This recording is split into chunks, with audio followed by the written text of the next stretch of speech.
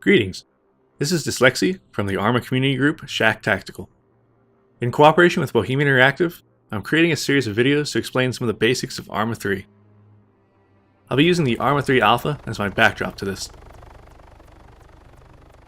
In this first video, we'll look at what exactly Arma 3 and the series in general is all about. Specifically, I'd like to focus on the things that make this a truly unique series in the PC gaming world. The Arma series, including the original Operation Flashpoint, which was later renamed to Arma Cold War Assault, has been evolving continuously for over 11 years.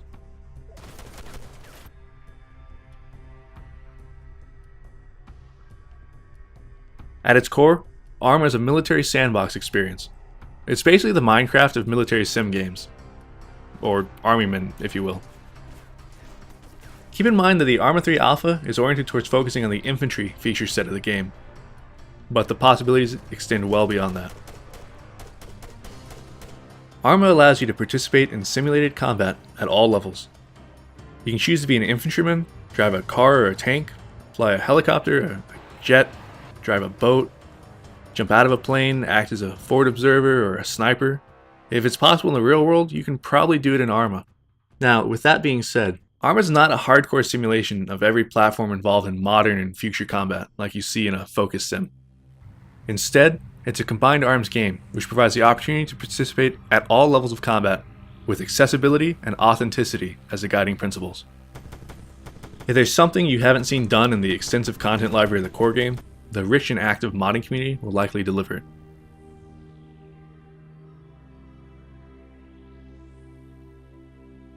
This is another key point. Looking at the current lineup of military shooters, you're hard-pressed to find one that supports or even allows for modding. For Arma, it's a keystone of the feature set, and the symbiotic relationship between the developer and their modding community is one of the strongest allures to a long-term investment in the series. I've been playing this game since the first edition came out back in 2001, and every year brings improvements and evolutions that continue to keep it firmly entrenched in its position of being my all-time favorite platform, bar none. Let's contrast Arma with some of the typical wargame experiences available today.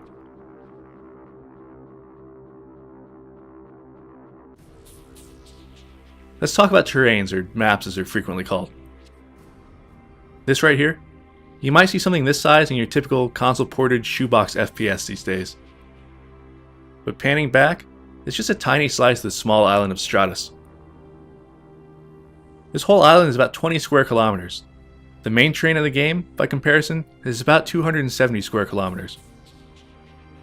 The hills, the forest, the background, it's not a backdrop, it's as real as anything else in the game.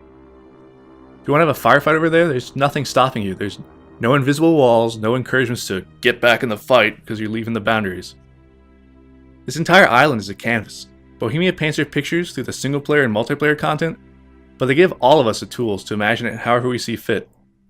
It's a living world with real-time day-night cycles, clouds, tides, an accurate starscape which can even be used to navigate in a pinch, rain, fog, lightning, wind, waves. Altering the conditions alone can have a huge impact on any given scenario. What if a battle was at night instead of the day? What if you didn't have night vision? What if it was storming?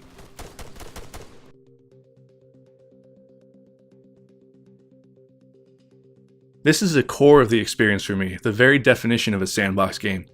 You can choose exactly how you want to experience it. Whether it's single player or multiplayer, every facet is configurable to deliver exactly what you're interested in. This is not a game designed around forcing you to grind your way through different gear levels or perks or anything of the sort. You don't need to unlock weapons, you're not limited to just the game types or maps that came with it. This is how PC games should be. If you want to create a mission that's exclusively about fighting it out in jets, Top Gun style, there's nothing stopping you. You want a huge tank fight? Go for it. You're not going to have to buy a whole new DLC just to have a chance to fight in close quarters maps or use armored vehicles more. It's entirely in your hands as to what the experience becomes. And thanks to the modding community, the possibilities are continually broadened and refined. The Arma community is vast. Whether you want full-on military simulation or a more relaxed environment, or maybe you just want to jump in and get playing, there's a group or a server out there for you.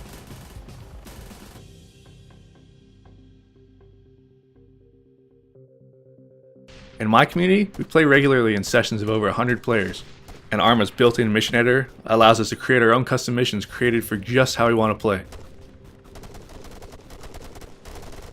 The editor's ease of use and the presence of a scripting language means that with a little practice, the creativity of your missions are only limited by your imagination. There are servers out there that run persistent missions that take place over days and days, allowing people to hop in, play, and hop out at their leisure. DayZ, the zombie survival game, started as an Arma 2 mod before turning into a standalone game. It's a perfect example of the design your own experience nature of the platform. Arma 3's core strength lies in the superb authenticity of the infantry experience. This is not a game where you get a medal for making a shot at 100 meters. If you want to impress someone, try 10 times that distance. Similarly, in Arma, how you cooperate with other players means a lot more than usual. When you're playing with a full platoon of over 40 players against hundreds of intelligent enemy AI, the word teamwork gains a whole new meaning. Calling in an airstrike and having a human player respond, supporting his friends on the ground, is a sublime experience from any perspective.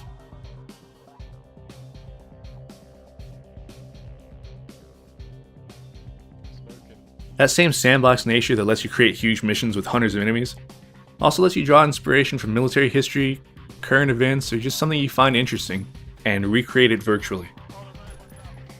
It allows you to experience those events as a participant, to gain a perspective of what happened, or what might have happened if things had been different. It's a perspective that books, movies, and more rail-oriented Hollywood shooters simply can't provide. Whether it's Vietnam, Mogadishu, Iraq, Afghanistan, Cold War gone hot, World War II, or III for that matter. Once the mod community has a crack at it, you'll be able to do all that and more. Arma 3 is about choosing or even crafting the experience that you want. It's a platform of incredible depth and potential thanks to a developer that stands firm as one of the few in the FPS realm to offer robust and meaningful mod support, in an age when most companies are too worried about how mods are going to hurt their DLC sales and bottom line. Arma 3 is a no-compromise PC game at heart. It's as close as you can get to the full spectrum of combined arms warfare without getting dirty or getting dead. If you ask me, Arma 3 is the ultimate military sandbox. All you have to ask yourself is, what do you want to do with it?